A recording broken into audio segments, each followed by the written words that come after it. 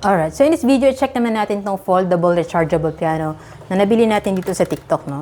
Nakakatuwa dito, foldable siya, so madali siyang dalhin. And then, aside from that, rechargeable pa siya. And then, meron din siya ditong saksakan na mic, no? Ito yung kanyang free mic. Yan, pwede natin ilagay sa likod kung gumagamit tayo ng mic habang napapatugtog. And then, nandito na rin yung kanyang charger. Type-C lang naman siya, no? So, kahit na yung mga charger ng phone niya na Type-C, pwede rin gumana sa kanya. Yung charging port niya, meron din charging indicator. So, makikita mo dito kung nag-charge pa siya or hindi. According to the product description, yung kanyang battery is 2,000 mAh. So, matagal-tagal din siya malobat. Itagay lang natin yung button na to. And then, nakikita mo na dito yung kanyang display. So, pag nakailaw na yan, ibig sabihin, naka-turn on na siya. Pwede mo ring taasan or babaan yung kanyang volume. Meron din siya ditong sustain button, no? And then, meron din siya dito mga drum sounds. Meron na rin siya ditong free na music stand. So, pwede natin ilagay sa piano. And so, ito pwede natin siyang pagpatungan ng mga musical notes or kung gumagamit kayo ng mga gadgets like this one, no? Pwede nyo siya ilagay dyan. As you can see from here, no, meron na rin siyang built-in speakers. And dalawa yan sa magkabilang gilid niya.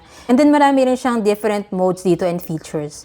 If you want to know more about that, no, pwede nyo naman po siya mabasa dito sa kanyang kasama na manual.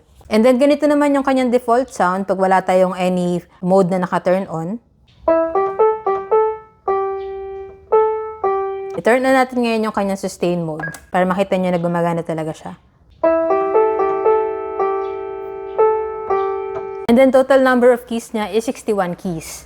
Then nakakatuwa pa dito, no? Meron na rin siyang free na guide sticker. So, kung beginner kayo sa piano or meron kayong anak na gustong matutong magpiano, no, pwede nyo siyang ilagay dyan. Kagaya ko, dinikit ko siya kasi actually, beginner pa lang din naman ako sa pagla-learn ng piano. And I'd say na itong piano na to is good talaga siya for beginners, kids, or kids at heart na gusto matuto magpiano, no? Kasi hindi siya ganun kamahal compared to other pianos na mabibili natin. Plus, very portable pa siya. So, madali siyang dalhin kahit saan. And then, kahit nasa labas ka, no, magagamit mo siya basta mayroon siyang charge. So, ngayon, try naman natin yung kanyang sound quality.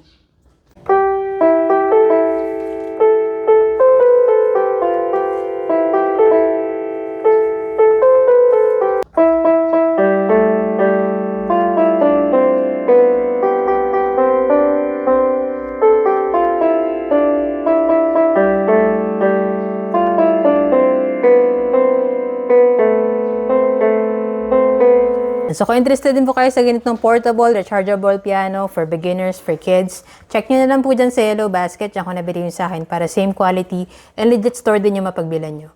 Yun lang sana nakatulong tong video. If you have any other questions, just let me know in the comments and follow for more.